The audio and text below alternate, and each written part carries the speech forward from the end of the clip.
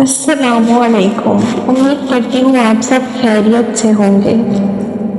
شب برات اسلامی مہینے شعبان کی 15ویں رات کو کہا جاتا ہے۔ یہ رات رحمت، مغفرت اور برکتوں والی رات ہے جس میں اللہ اپنے بندوں پر خاص رحمت نازل فرماتا ہے، دعائیں قبول ہوتی ہیں، گناہ معاف کیے جاتے ہیں اور لوگوں کے مقدر لکھے جاتے ہیں۔ اگرچہ قرآن میں لفظ شب برات کا ذکر یوں تو نہیں آیا، لیکن بعض مفسرین نے سورۃ الدخان کی درج ذیل آیات کو اس طرح بیان کیا ہے: بے شک ہم نے اس کتاب کو ایک مبارک رات میں نازل کیا، بے شک ہم ڈرانے والے ہیں۔ اسی رات میں ہر حکمت والے کا فیصلہ کیا جاتا ہے۔ بعض مفسرین کے مطابق یہاں لیلۃ المبارکہ سے مراد شب برات ہے، جبکہ اکثر مفسرین اسے لیلۃ القدر قرار دیتے ہیں۔ احادیث میں شب برات کی فضیلت کا ذکر واضح طور پر ملتا ہے۔ حضرت علی سے روایت ہے کہ نبی کریم صلی اللہ علیہ وآلہ وسلم نے فرمایا: جب شعبان کی 15ویں رات آتی ہے تو اللہ آسمان میں دنیا پر نزول فرماتا ہے۔ حضرت علی رضی اللہ تعالیٰ عنہ سے روایت ہے کہ نبی کریم صلی اللہ علیہ وآلہ وسلم نے فرمایا: جب شعبان کی 15ویں رات آتی ہے تو اللہ تعالیٰ آسمان دنیا پر نزول فرماتا ہے اور بنی کلب کی بکریوں کے بالوں کے برابر لوگوں کو بخش دیتا ہے۔ حضرت عائشہ رضی اللہ تعالیٰ عنہ فرماتی ہیں: میں نے ایک رات نبی کریم صلی اللہ علیہ وآلہ وسلم کو بستر پر نہ پایا، میں تلاش میں نکلی تو دیکھا آپ جنت البقیع میں ہیں۔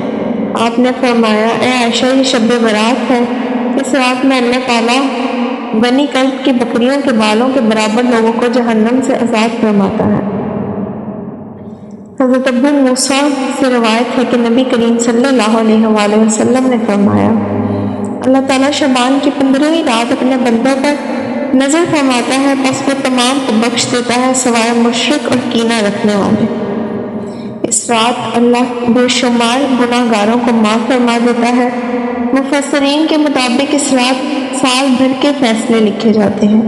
یہ رات اللہ کی رحمت اور برکتوں سے معمور ہے۔ اس رات میں مانگی جانے والی دعائیں قبول ہوتی ہیں، بے شمار لوگوں کو جہنم سے آزاد کر دیا جاتا ہے۔ یہ رات توبہ و استغفار اور اللہ کے قریب ہونے کے بہترین موقع ہے۔ اس رات میں درج ذیل اعمال کرنا ثواب ہے: 2 رکعت نفل معافی اور مغفرت کے لیے، 2 رکعت نفل رزق میں برکت کے لیے، 2 رکعت نفل دین پر استقامت کے لیے۔ اپنے گناہوں سے معافی مانگنی چاہیے، زیادہ سے زیادہ درود بھیجنا چاہیے۔ خاص طور پر سورۃ یاسین اور سورۃ ملک کی تلاوت کی جاتی ہے۔ سبحان اللہ، الحمدللہ، اللہ اکبر وغیرہ کثرت سے پڑھنا چاہیے۔ نبی کریم شب برات میں جنت البقیع تشریف لے جایا کرتے، اس سنت پر عمل کیا جا سکتا ہے۔ بعض ممالک میں شب برات پر مساجد کو سجایا جاتا ہے، چراغاں کیا جاتا ہے اور خاص اجتماعات منعقد کیے جاتے ہیں۔ اس بارے میں علماء کے مختلف رائے ہیں۔ اگر مسجدوں کو سجا کر صرف عبادت کے شوق کو بڑھایا جائے تو اس میں کوئی غیر اسلامی عمل شامل نہ ہو تو یہ جائز ہے۔ اگر کوئی یہ سمجھے کہ مساجد سجانا ضروری ہے یا شب برات کے بغیر عبادت قبول نہیں تو یہ بدعت میں آ سکتا ہے۔